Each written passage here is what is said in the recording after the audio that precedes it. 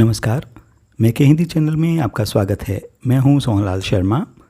अभिव्यक्ति और माध्यम पुस्तक में कई ऐसे बिंदु, कई ऐसे पहलू हैं जिनमें अंतर आपको नहीं पता है। आज के इस वीडियो में परीक्षा की दृष्टि से उपयोगी ऐसे ही कुछ बिंदुओं के बीच के अंतर को स्पष्ट किया गया है। तो लीजिए पेश है आज का ये वीडियो। सबसे पहले जानते हैं क्या अंतर है पीठ पत्रकारिता और पेज 3 पत्रकारिता में।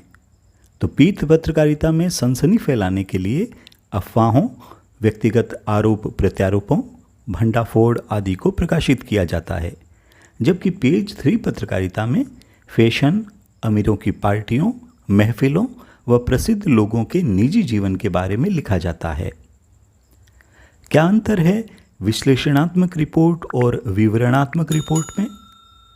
विश्लेषणात्मक रिपोर्ट में किसी घटना या समस्या से जुड़े तथ्यों के विश्लेषण और व्याख्या पर बल दिया जाता है, जबकि विवरणात्मक रिपोर्ट में किसी घटना या समस्या के विस्तृत और बारीक विवरण को प्रस्तुत करने की कोशिश की जाती है। क्या अंतर है संवाददाता और विशेष संवाददाता में? तो किसी भी बीट के लिए तथ्यात्मक संकलन और लेखन करने वाले पत्रकार को संवाददाता कहते हैं, जबकि किसी विषय विशेष के विशेषज्ञ और विश्लेषक को विशेष संवाददाता कहा जाता है।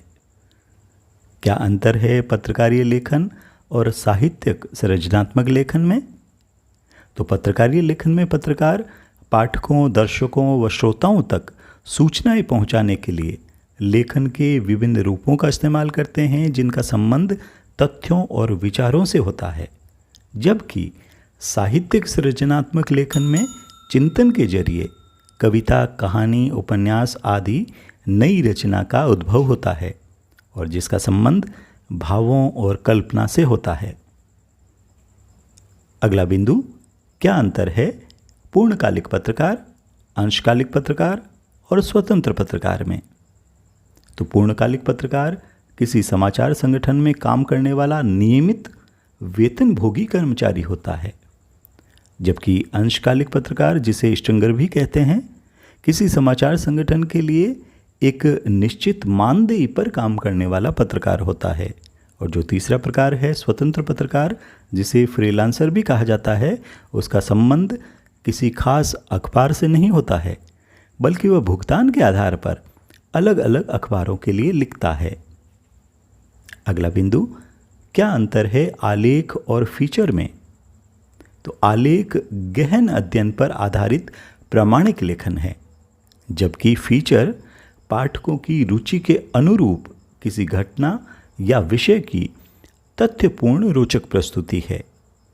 अगला बिंदु यह है कि आलेख का उद्देश्य चिंतन को प्रेरित करना है व फीचर का उद्देश्य अनुभूति को प्रेरित करना है।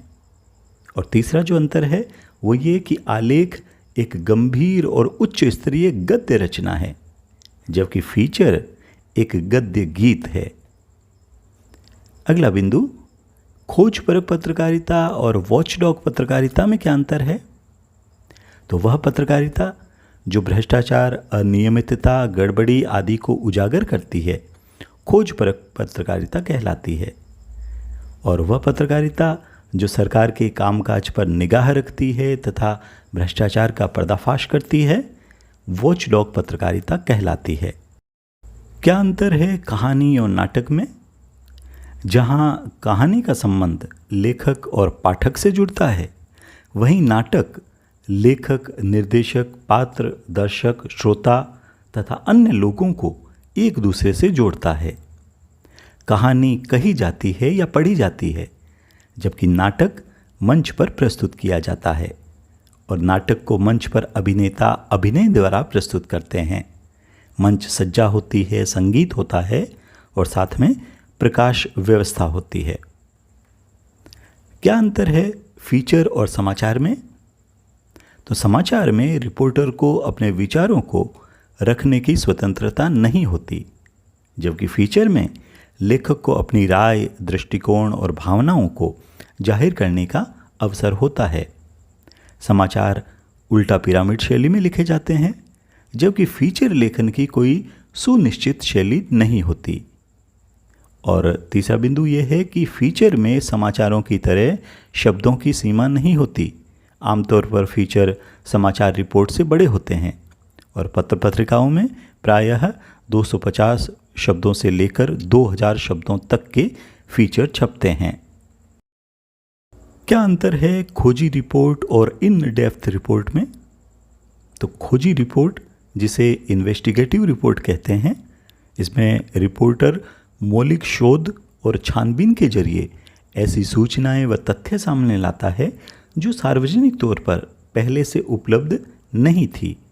खोजी रिपोर्ट का इस्तेमाल आमतौर पर भ्रष्टाचार, अनियमितताओं और गड़बड़ियों को उजागर करने के लिए किया जाता है, जबकि इन डेप्थ रिपोर्ट में सार्वजनिक तौर पर उपलब्ध तथ्यों, सूचनाओं और आंकड़ों की गहरी छानबीन की जाती है और उसके आधार पर किसी घटना, समस्या या मुद्दे से जुड़े महत्वपूर्ण पहलुओं को सामने लाया जाता है। बीट रिपोर्टिंग और विशेषीकृत रिपोर्टिंग में क्या अंतर है? तो अपनी बीट की रिपोर्टिंग के लिए संवाददाता में उस क्षेत्र के बारे में जानकारी और दिलचस्पी होना पर्याप्त है। इसके अलावा एक बीट रिपोर्टर को आमतौर पर अपनी बीट से जुड़ी सामान्य खबरें ही लिखनी होती है, जबकि विशेषीकृत रिपोर्टिंग में सामान्य खबरों से आगे बढ़कर उस विशेष क्षेत्र या विषय से जुड़ी घटनाओं, मुद्दों और समस्याओं का बारीकी से विश्लेषण कर पाठकों के लिए उसका अर्थ स्पष्ट करने की कोशिश की जाती है। विशेष लेखन के अंतर्गत रिपोर्टिंग के अलावा उस विषय या क्षेत्र विशेष पर फीचर, टिप्पणी, साक्षात्कार, लेख, समीक्षा और स्तंभ लेखन भी आता है। ऐसे ही उपयोगी वीडियो के लिए चैनल को सब्सक्राइब करें, साथ ही लाइक व शेयर करना न भूलें। बने रहिए चैनल के साथ। मिलते हैं अगले वीडियो में। नमस्कार।